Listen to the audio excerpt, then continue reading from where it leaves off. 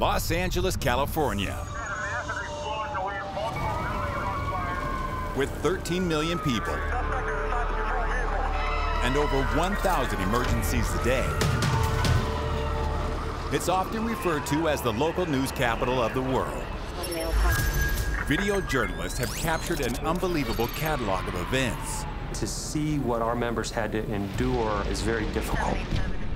This is almost like a movie. It's hard to believe that this was real life. With our first on-scene heroes' perspectives, this is an insight into their most thrilling moments. In this episode, a terrified family is trapped. We all know they are wild animals, and they can cause a lot of damage and a lot of harm. An explosive car crash. I've seen gas lines burst and blow up half a block. And a firefighter's worst nightmare. All the material inside is about to reach its ignition temperature, and then out of the blue,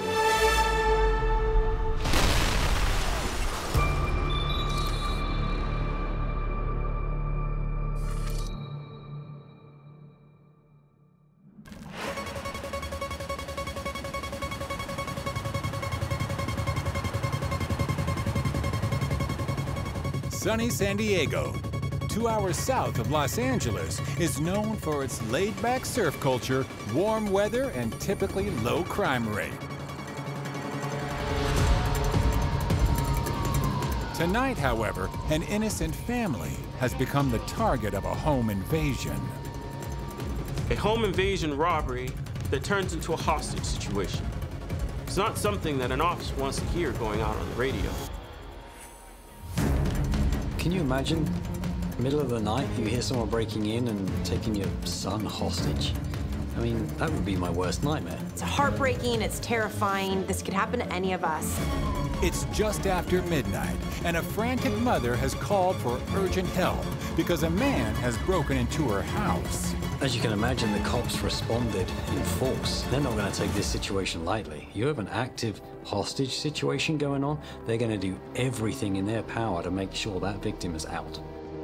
Well, this type of call immediately dictates a SWAT call out. It's a barricaded suspect with a hostage. It's not something that you want an average officer to deal with. The police department had the house surrounded. They had a helicopter above. They had a dog on the ground. They had police in the back, the front, the sides, on the roofs. The way you're going to approach a situation like this is you're going to first try to attempt to negotiate with the person, talk them down. You try to diffuse the whole situation rather than having it escalate. A gunshot is heard from inside the house.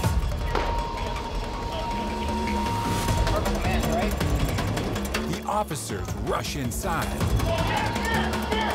The mother is removed from the house to safety by police, despite pleading to stay with her son.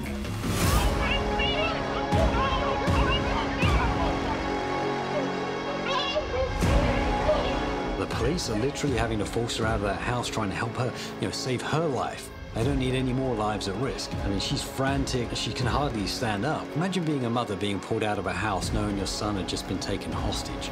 I could feel the pain of the mother leaving and getting ushered out while her son was still in the home with a criminal. You went crazy. There's just one guy. Things begin to escalate. Suddenly, a police officer takes matters into his own hands.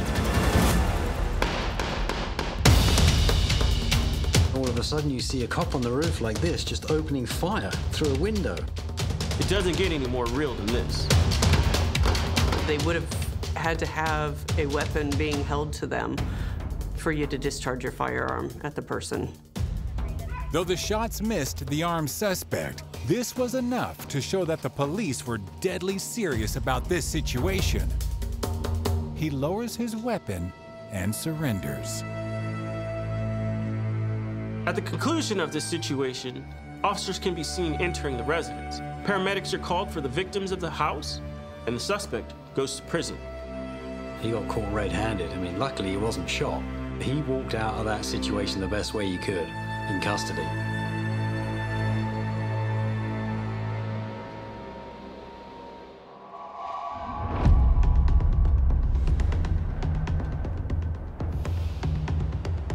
These days, everyone carries a camera with them, and everyday people sometimes capture incredible stories. This amateur footage often needs to be seen to be believed. Here's what happened when a family in Mammoth Lakes, California, received a surprise drop-in from a hungry neighbor. Get away. Get away. Get away. These bears look so cute and cuddly, but get a little close and they're probably gonna bite your face off. We all know that they are wild animals and they can cause a lot of damage and a lot of harm. Shoot. Go away. Go. Get away. Go. Shoot. Shoot.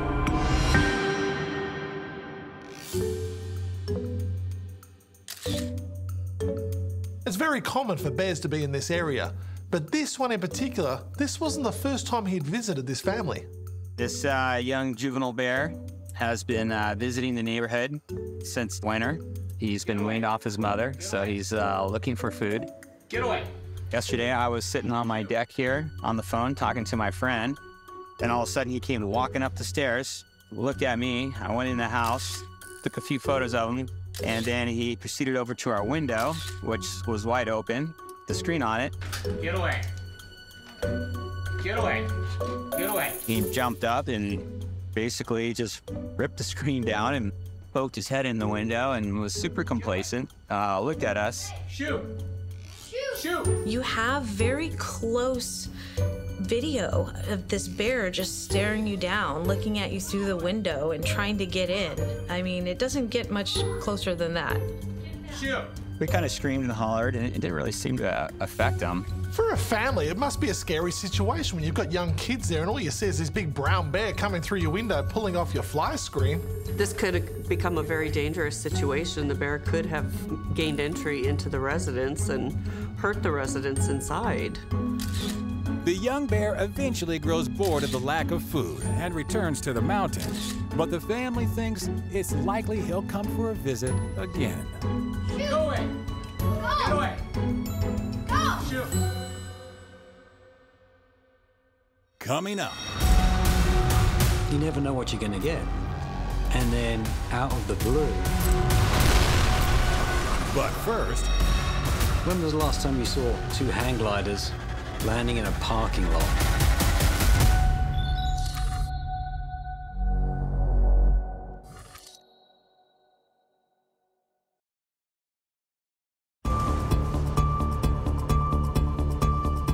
with warm weather all year around, amazing beaches and spectacular mountains, Californians are known for their healthy lifestyles and active hobbies.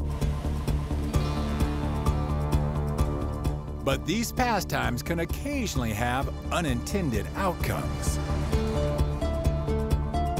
Just west of Pasadena in Santa Anita, two hang gliders have found themselves making an emergency landing. So this is definitely something that's unique that a first responder wouldn't roll up on every day. They were set to go 70 miles, but due to the change of winds, they had to cut it a bit shorter. When was the last time you saw two hang gliders landing in a parking lot? We took off today from Silmar, California. We were hoping to make Crestline. We were doing pretty good when we got to Mount Wilson, but then lifts started getting a little sketchy, and we started looking for a place to land and saw this big, huge landing area by the race course. So there's a massive parking lot, perfect place. If you're gonna make an emergency landing, you're gonna wanna do it there. Hold on, let me just drop the glider a little bit so you guys can see behind us where we're at. That is the landing area, about a mile long. I think we got it. Yeah. These guys are incredibly lucky that they were able to find a safe location to land. There's a major freeway, there's structures, there's certainly power lines. There's lots of different things that could have made for a much worse situation. Did you get in trouble for landing here? They just took our information. They're going to be sending us the citation in the mail. Yeah. They got to pay for parking. Oh, exactly. These adrenaline junkies made the right call in landing when the winds shifted, but their wallets are a little lighter after the thrilling experience.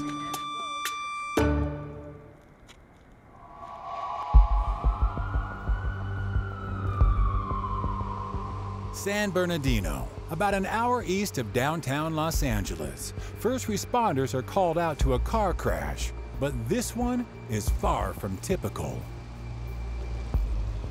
It's just after midnight, and firefighters discover something completely unexpected when they arrive on scene. How did that person crash into a garage like that? Anything can happen in Los Angeles. A lot of times we do get these calls and go out with these vehicles that strike homes. First responders arriving on scene to this, they certainly had lots of different things that they had to contend with. The firefighters discover that the car crash has ruptured a gas line inside the house, a potentially catastrophic situation. You could see once we had a little bit more of the footage and we had more of that view of the side of the house, you saw that it was not the vehicle on fire, but actually fire coming from that gas line that was clipped. That is so scary. I've seen gas lines burst and blow up half a block.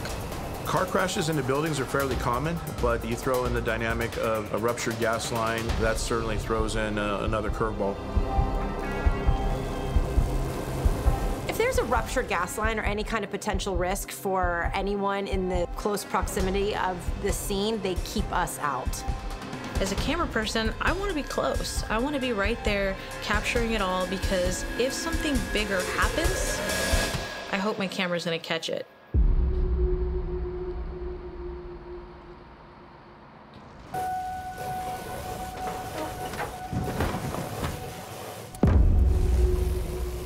All the firefighters were dressed in their full structural personal protective equipment, their helmet, their self-contained breathing apparatus. Firefighters had hose lines that were deployed and ready to go. This is a really risky situation because they have to wait for the gas line to be shut off before they can really get in there to start trying to figure out if the fire's extended into the house and get it calmed down. With the gas line still burning, the situation is becoming more dangerous by the second.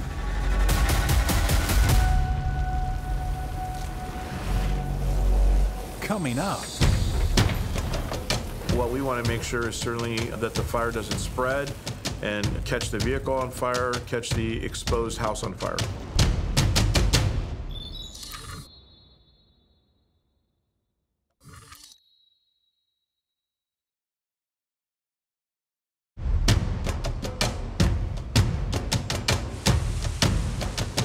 First responders have been desperately trying to extinguish a large fire caused by a car rupturing a gas line when it crashed into a house. The gas line is being shut off, but the fire continues to rage. The way you're going to stop this is to stop the source of the gas. Once that gas is bled out of the system, we're going to maintain kind of that defensive posture and make sure that that doesn't expose and catch anything else on fire. So they will usually keep a steady stream of water mixed with foam, which is why you see that bubbly kind of material down by the car. This helps against the active flames that are continually coming out of the gas line. The firefighters use fire retardant foam in a last-ditch attempt to control the flames. What we want to make sure is certainly that the fire doesn't spread and catch the vehicle on fire, catch the exposed house on fire. So the fact that they were able to keep it from exploding or causing any more damage is really a great job. All residents are safely evacuated from the burning home. They are moved to emergency accommodation until the house is declared safe.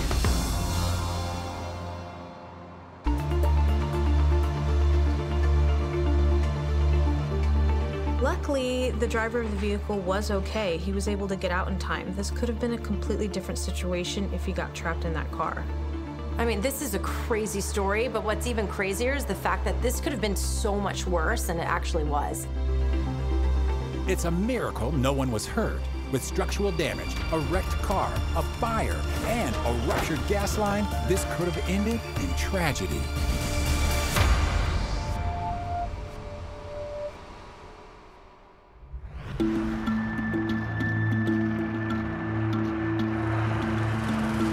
As tragic as it is, sometimes people with mental illness put themselves into dangerous situations, requiring first responders to quickly intervene before they accidentally hurt themselves. So what we have here is a man in his underwear has climbed on the roof of a 99-cent store supermarket. So we get a 911 call from something like this from just a bystander seeing the erratic behavior of a half-clothed individual climbing along a roof, performing acrobatic-like actions on the front signs. Clearly, he's suffering a mental illness breakdown, or he's under the influence. In Duarte, California, east of Los Angeles, several businesses have been forced to evacuate due to the strange behavior of a man on their roof. As you can see, the man's climbing across the front of the sign and he's hanging upside down, acting like a clown. The first responders quickly try to get their rescue cushions ready, but the man's daredevil acrobatics become increasingly more dangerous. One of our main objectives is to set up one of those air rescue cushions in the event that they jump off or they fall. That way we'll be able to save them versus them landing on the pavement. Anyone in their right mind would be sitting there watching and praying to God that this man doesn't fall, that he comes down safely.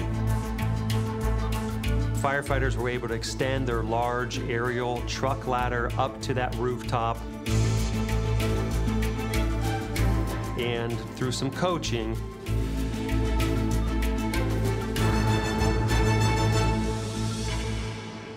he was able to come down that ladder to safety. The guy walks down the ladder, sat on top of the fire truck before being taken into custody.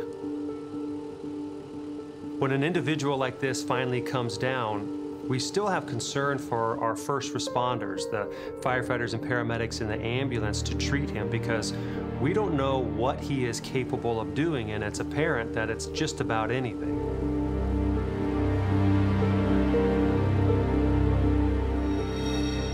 The man safely found his feet back on solid ground and was taken to the local sheriff's department for questioning and evaluation.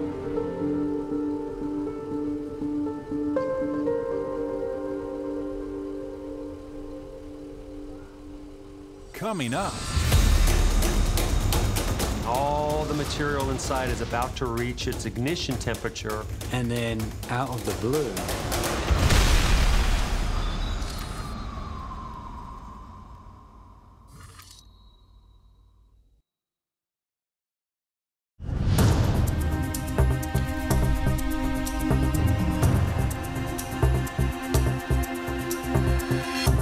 as the sun sets over the towering skyline of New York City, the first responders who never sleep spring into action as they are called out to a massive structural fire with a partially collapsed roof. First responders and firefighters have significant amounts of training for these types of situations. But just because they have a lot of training doesn't account for what could happen. What you have inside that you can't see is a dark, super hot environment of superheated gases, and all the material inside is about to reach its ignition temperature. and then out of the blue,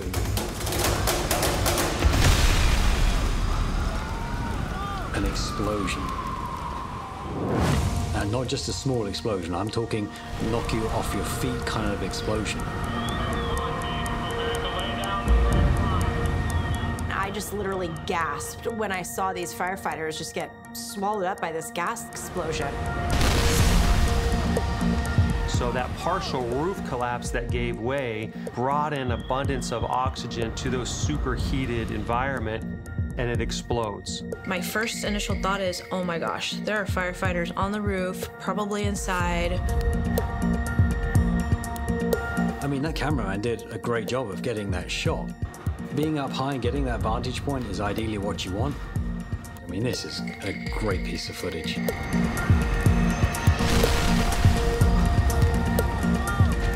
He's my competition, but he did a hell of a job on this. Though there were many injuries, the explosion was contained, and everyone was taken to hospital for treatment and made a full recovery.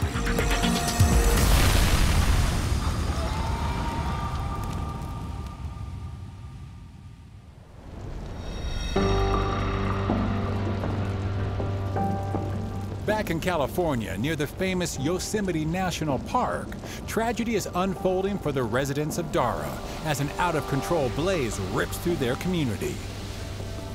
So this was a huge story. This was a brush fire, first of the season, and it's something I kind of took a gamble on.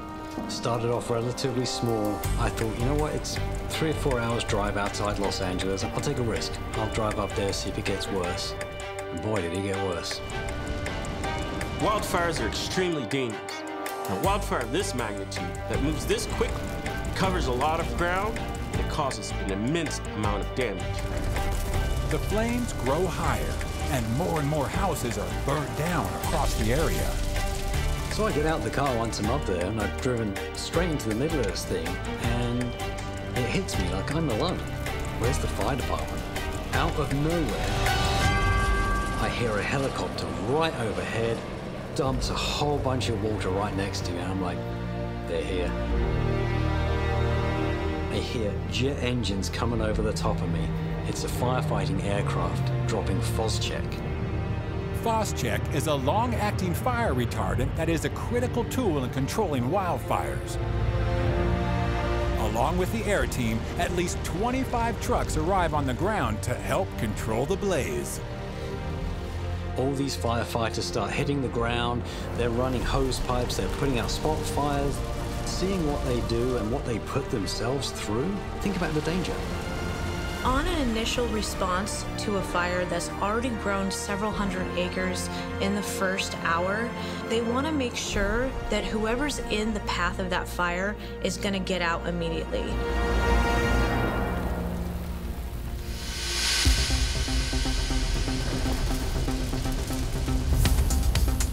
As the wildfire rages on, video journalist Howard captures one of those 1 in a million chance images. I set up my tripod in the driveway of a house, got this nice shot, framed it nicely. I step back, I'm looking around for my next shot, turn sideways. Boom!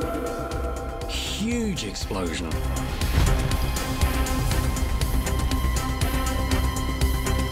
It was a gas cylinder that had blown up. To see the devastation this fire has caused, I mean, it literally incinerated everything. There was nothing left. This fire covered so much ground, it destroyed so much property. It was an international story. The Oak Fire scorched just under 20,000 acres, but it destroyed nearly 200 buildings. Fortunately, no one died, but there were 3 minor injuries.